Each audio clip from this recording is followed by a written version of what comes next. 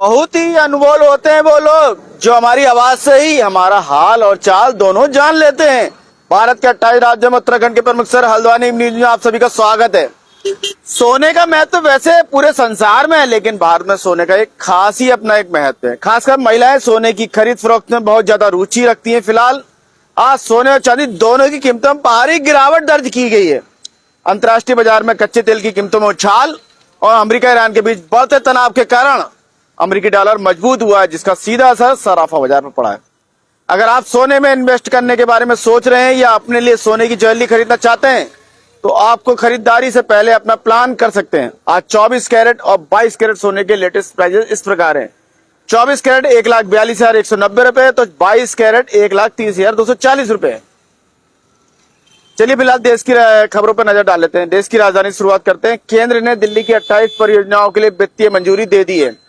SSCI योजना के तहत स्वीकृत परियोजनाओं में दिल्ली मेट्रो परियोजनाएं, बारामुल्ला एलिवेटेड कॉरिडोर, करावल नगर फ्लाईओवर, DTC डिपो में EV चार्जिंग स्टेशन और अन्य सड़क अवसंरचना शामिल है।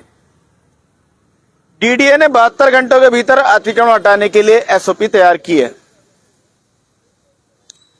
मुंबई से बड़ी खबर ये आ रही कि पुणे में इमारत ढहने से मौत, अंतिम शव बरामद होने के बाद मृतकों की संख्या 9 हो गई है। अधिकारियों ने घटना को ईश्वरीय कृत्य बताया। अधिकारियों ने बताया लापता अंतिम व्यक्ति बामन कस्बे का शव रविवार तड़के मलबे में बरामद किया गया, जिसमें मृतकों की संख्या बढ़कर 9 हो गई, जबकि 14 लोगों को बचा लिया गया। कर्नाटक में लैंगिक अल्पसंख्यक और अंतरलिंगी समुदाय के प्रतिनिधियों ने ट्रांस एक्ट 2026 के खिलाफ कल्याण बोर्ड और अध्यादेश की मांग की। कर्नाटक के राज्यपाल ने सरकारी सेवा में बेटी के अवैध चयन पर KPSC अध्यक्ष शिव शंकरप्पा साहूकार को निलंबित कर दिया।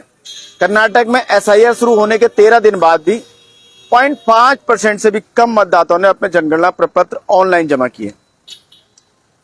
कर्नाटक में मानसूनी बारिश के दौरान पेड़ों की कमी के कारण लू और अन्य जलवायु प्रेरित घटनाएं हो रही हैं। केरल के नैनमारा में हुए दोहरे हत्याकांड में चैन हमारा दोषी पाया गया। सजा की सुनवाई 15 जुलाई को होगी, यानी कि कल परसों।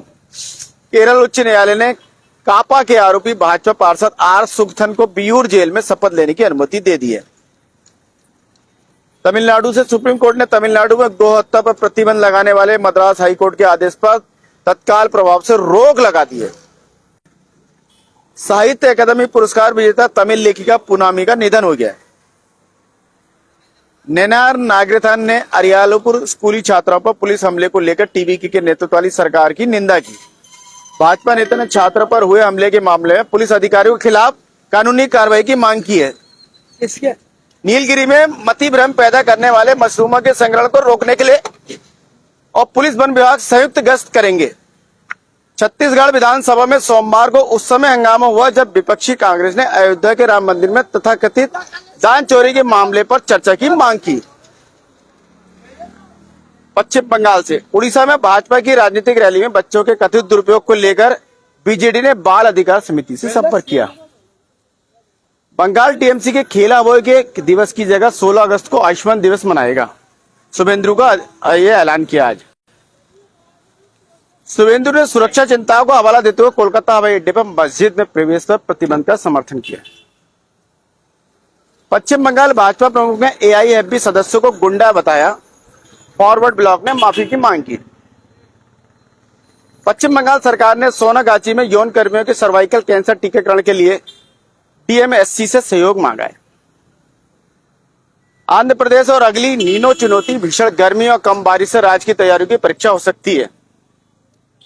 हैदराबाद लौटने पर वियतनाम नौका दुर्घटना के चश्मदीदों ने कहा, हमने CPR देने की कोशिश की लेकिन बहुत देर हो चुकी थी।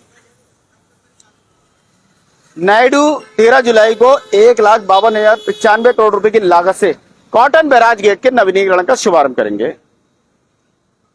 वियतनाम में नाव दुर्घटना में मारे गए आंध्र प्रदेश के 3 पर्यटकों के अवशेषों को वापस लाने के लिए प्रयास जारी है। मध्य प्रदेश से सुप्रीम कोर्ट भोजशाला मामले में हाई कोर्ट के फैसले को चुनौती देने वाले सभी याचिकाओं को सूचीबद्ध करने पर सहमत हो गया। बिहार से बड़ी खबर आ रही है। पटना की अदालत ने कोचिंग संस्थान से गोलीबारी के मामले में खान सर और 3 कर्मचारियों को अग्रिम जमानत दे दी है।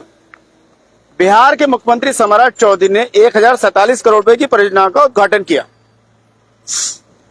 असम के मुख्यमंत्री ने कठोर नशा विरोधी अभियान की घोषणा की। काजीरंगा के आलीशान होटलों के खिलाफ विरोध प्रदर्शन का नेतृत्व कर रहे असम के कार्यकर्ताओं को हिरासत में लिया गया। 2 असम राइफल्स कर्मियों की हत्या के बाद सुरक्षा बलों ने मणिपुर में तलाशी अभियान शुरू कर दिया। मणिपुर में 3 उग्रवादी गिरफ्तार। प्रतिबंधित यूनाइटेड पीपल्स पार्टी ऑफ यानी कि यूपी के संगठन संबंधित एक विद्रोही को 13 जुलाई को इम्फाल पूर्वी जिले के पोरमपत इलाके में गिरफ्तार कर लिया गया।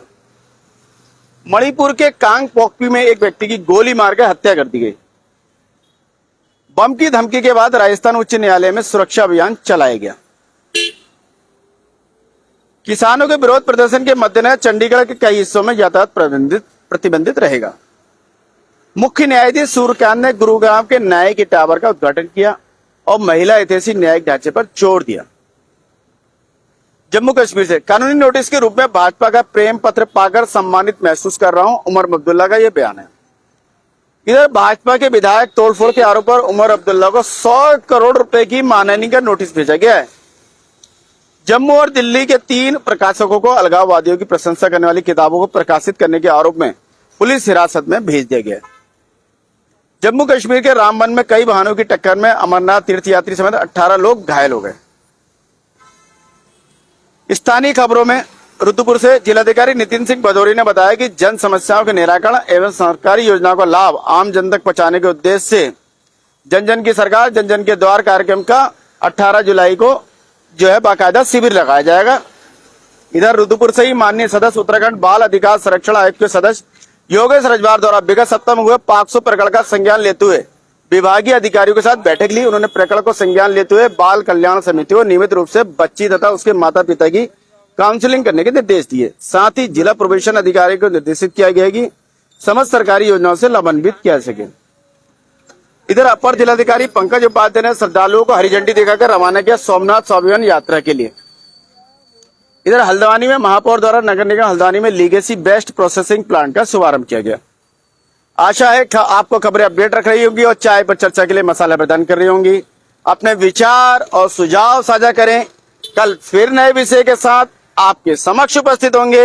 इसी के साथ मैं मनोज आर्य, खबर संसार के लिए जय हिंद।